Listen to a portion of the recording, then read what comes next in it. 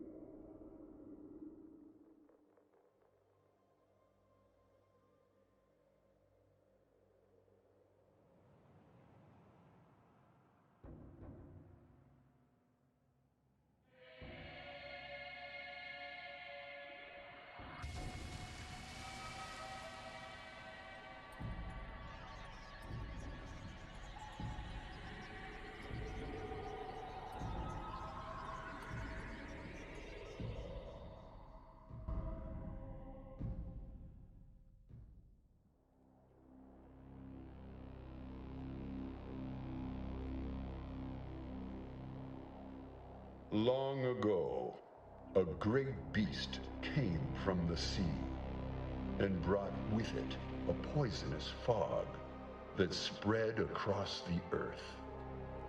Corrupting everything it reached, the poison fog slowly transformed the world and brought about a new age.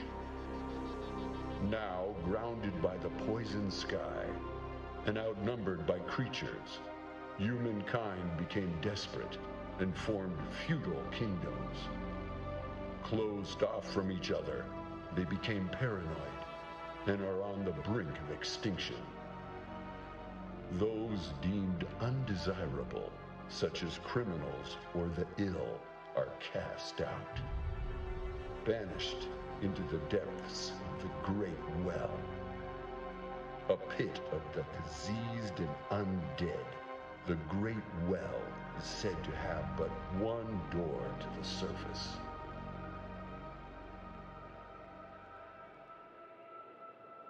As Mr. Narrator kindly explained, the place where the game takes place is pretty much the world's trash can, where people are sent to die. However, the inhabitants of the well do not reflect that at all. They're all pretty happy, at least the ones alive. I mean, you can even get a girlfriend. In all seriousness, the NPCs are all pretty cheery, which almost makes you forget that you're in literal hell. The quests are all pretty interesting, and I'm still mad at that goddamn scammer Crow Cheryl and that goddamn psychopathic version of female Patches. You also have a Sigmire and the Rurifon equivalent, them being Garrett the Hound and Demi. Rurifon, for those who don't know, is a demon that helps the player in the Shadow Tower series. Although she's not very nice to the player, unlike Demi, who actively guides and helps the player, which is a clear inspiration from the Shadow Tower series. You also have Clive the Skeleton, who teaches the player about lore. Although he has a bad memory, so you can't really know if what he says is true, you can't trust his words, but what he says is pretty interesting. In an unrelated note, sometimes there's a translucent magic crown floating above his head, which may be a clue to his backstory. You also have Etna, who allows the players to do alchemy, which I'll get to later. The aforementioned Cheryl, the shopkeeper, who scams you with outrageous prices for health and mana potions, and some other hidden ones that I encourage you to find yourself. The combat in this game may look simplistic at first, and believe me, it is, but it is surprisingly fun and doesn't actually get stale at all, at least not for me. That's because the game constantly gives you new weapons that work in different ways. For example, at the start of the game, you can get a metal spear that is absolutely stellar at range and at dismembering enemies. It actually changes your playstyle a lot, because instead of getting close with your sword and getting exposed to attacks, you can cut off their arms at a range and make fun of them for trying to attack you with no arms. Weapons also have XP, which allows the weapon to evolve and get new abilities or better stats, as well as a new form, ranging from kinda cool to a straight up lightsaber. You can evolve them at the oil pool in Wings Rest, Wings Rest being the hub area of the game, being the place where I spent the most time due to the incredible music and atmosphere. If you're more of a magic kind of guy, you can get spells. They come in the form of rings, and you can only have two equipped at the same time, although you can switch them anytime, even in combat. Even though they can't be leveled up, the casting speed and mana usage scale with your intelligence stat. Speaking of stats, I haven't talked about that yet. The stats in this game are similar to your average RPG. They are strength, defense, speed, dexterity, intelligence, resistance, and lunacy. Every point invested in strength increases weapon damage by 3% and health by 5. Defense increases maximum health by 10, speed increases your running speed by 0.1, intelligence increases maximum mana by 8, and decreases the cast time of all spells by 0.7. Dexterity increases your jump height by 0.4 and ranged weapon damage by 3%. Resistance increases elemental resistances and damage reduction by 0.6, and when you reach level 100, you gain the ability to passively regenerate mana. Personally, I recommend going with the strength and intelligence based build, because you'll be able to use most weapons as well as being able to use spells in combat, so you can fight at any range. Although if you do make a strength and intelligence build, I recommend investing in strength first, since you may not find good spells at the start of the game, and then slowly equalizing both stats, and when you reach equal stats, start investing more into intelligence than strength, since there are some spells that can do some crazy damage. There is also a different stat that you can't actually level up, which is lunacy. Now, lunacy is an interesting stat that actually depends on the real life moon phase. You gain lunacy by using spells, and the amount you gain depends on the moon phase, with the full moon giving you the most, and the new moon giving you none. Lunacy makes you do more magic damage, as well as amplifying your XP gain and damage taken. You can also gain lunacy by using Moonlit Vials, a special potion you can craft using alchemy. I'm gonna be honest, alchemy is a pain in the ass.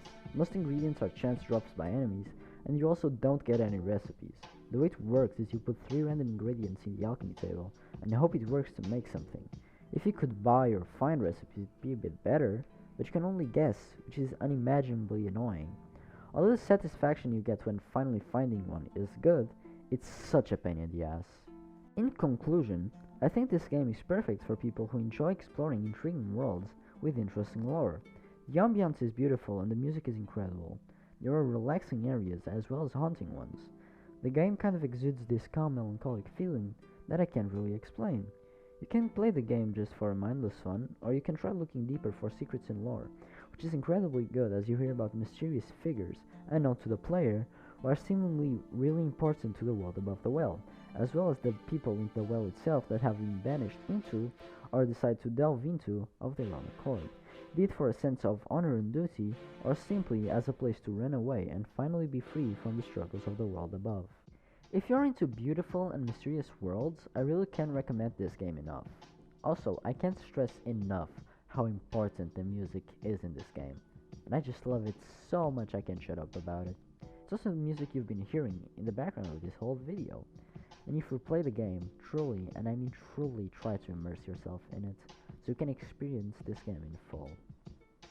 I also need to say, this game is still in development, and although most of the game is complete, it is still in early access, so some of the stuff I talked about is still subject to change. I genuinely think this game is a mostly unknown gem that more people have to experience, and if you're on the fence about it, you should buy it, because not only are you funding the continued development of the game, you're also getting the game at half price, which is only $6.99. For a game this good, it is a steal. I know this last part is a bit different than the rest of the review, But that's because of the love I feel for this game, and I really want it to be more well known. This was my genuine opinion, and I hope you give this game a try.